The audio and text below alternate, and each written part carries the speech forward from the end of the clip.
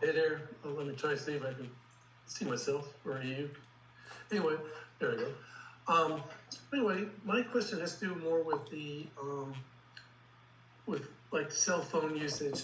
Like yesterday, we had a really great day, and like I like to call spousal aerobics, in the morning, and while we were in the spousal aerobics. in the middle of it, whatever. I kind of was like, hey, this is like the prelude tonight. I'm going to do A, B, and C with you, and she's kind of going along with it. And she goes, well, I hope my daughter's not here. I said, I'll bring a pillow for you to scream into. And she just kind of laughed, and it went well. Well, anyway, we get to last night, and as we were getting ready for it, she said, I'm not feeling really good or whatever. And I said, okay. I said, let me just ask you this, though. Is it a hard no? Because I know when I kiss you goodnight, I'm going to try to escalate it. And she said, I'm really not feeling good. I said, okay, that's cool. And then the reason I told that is I'll lead into this morning. But anyway, so she's laying in bed, and she pulls out her phone and spends like about 45 minutes Facebook, Instagram scrolling through. And then she started to go to bed and started to go to sleep, and her daughter texted her. So she texted her for a moment, which was perfectly fine. But then she goes back to scrolling through Facebook for another 45 minutes while I'm just kind of laying there. And so anyway, what I did was this morning I drove her to work, and she said, I want to apologize for not, for last night since I didn't feel good or whatever. And I said, no, that's perfectly okay. I said, I do appreciate the fact you told me you weren't feeling well and didn't just roll over and, push me away or whatever. Then I appreciate the fact, so I feel like I know it wasn't me. It's, you had something else going on. And I'm okay with that. But I said, one of the things I would like to do, though, is maybe when we get to the bedroom is we put our cell phones away. I understand texting with your daughter because she had a question or something needed, and she lives far away. And I said, but we tend to get in bed and I just said we tend to scroll on Facebook for an hour or whatever instead of interacting with each other. And I said, what I'd like is if we could put the phones down. And she kind of explained herself that today, like I've mentioned before, she has one daughter who won't speak to her, and it's that daughter's birthday today.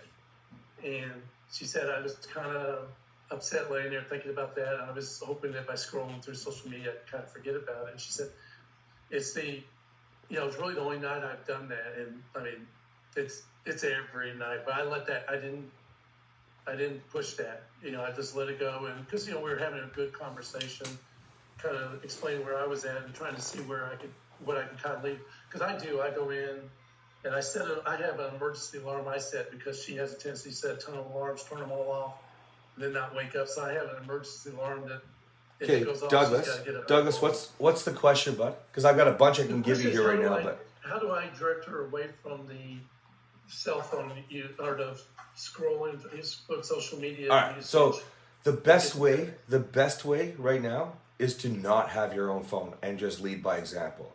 But you're not in a terrible place in your marriage where you could, if you didn't lecture her the way you did, that's what I call it. You weren't towering over her, but you're explaining way too much there. She knows she's on the phone. That's why she defended herself. It's because you explain too much. So if you just say, hey, babe, what do you think about not having the cell phones on when we come to bed? Right? Well, when she says the distraction thing, yeah, I can appreciate that. What do you think about me distracting you? Right? Yeah. And, you just start doing it. Right? As opposed to trying to teach her. I used the word, when I was talking to her, we get into bed and no, I thought that was great.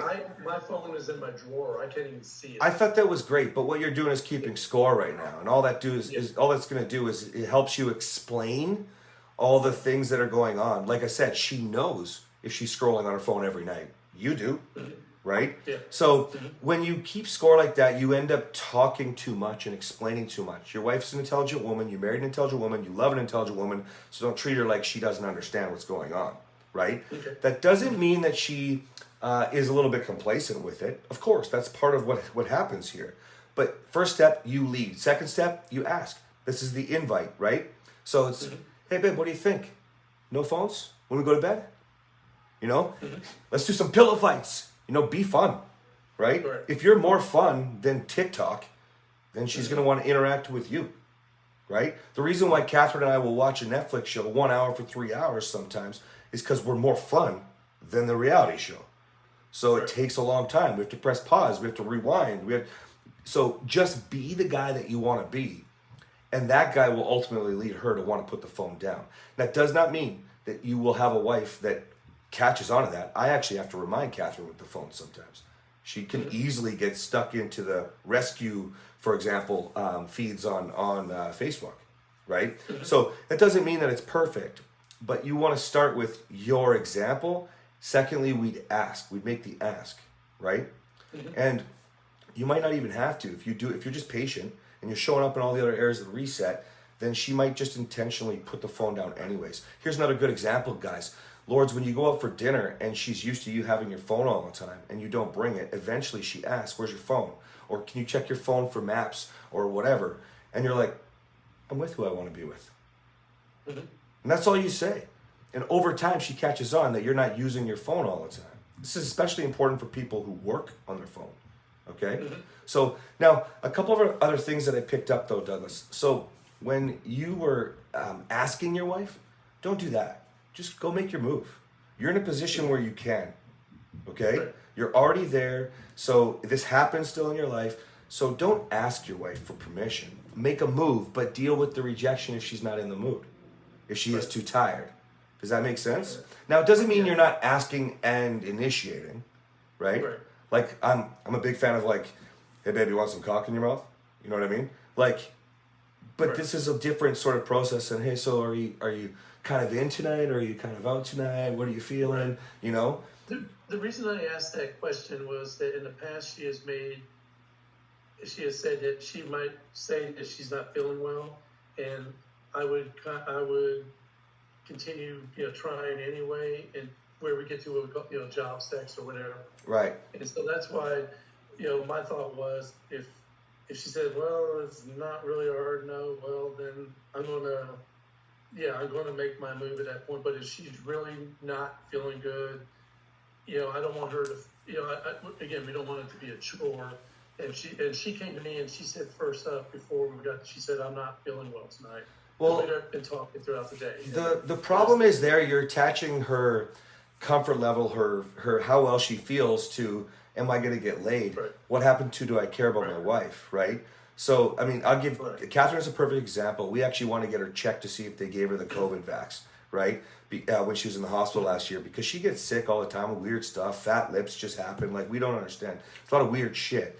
And so, regardless, she'll have all these different times where she's just not feeling well. Well, I'm more interested in how my wife's feeling than I am about my penis, right? Now, when you pay attention and get to know, that doesn't mean that you can't, attach them together as you're moving forward.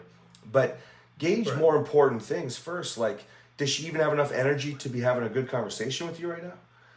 Does she have enough energy where she's reciprocating and enjoying the cuddle or the rubbing of the arms? Is she flirting back?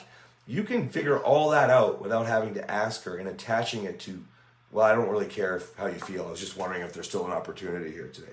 Because then you're still reinforcing the job.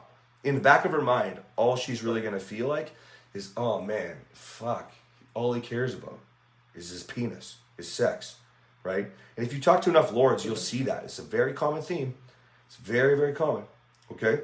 So can you try to flip that in your mind a little bit first? Go to understanding her. That'll give you your answer. That doesn't mean that your answer is right. You got it right. But then as your communication, as your conversation gets better, as your banter gets better, you'll know. Because there's plenty of times that Kathryn is like all in, but I would have also thought she was out because I just want to respect the fact that she's not feeling well. She's like, oh no, I'm not that sick.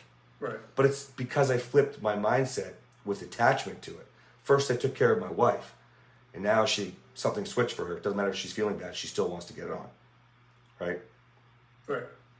Make sense? Yep, makes sense.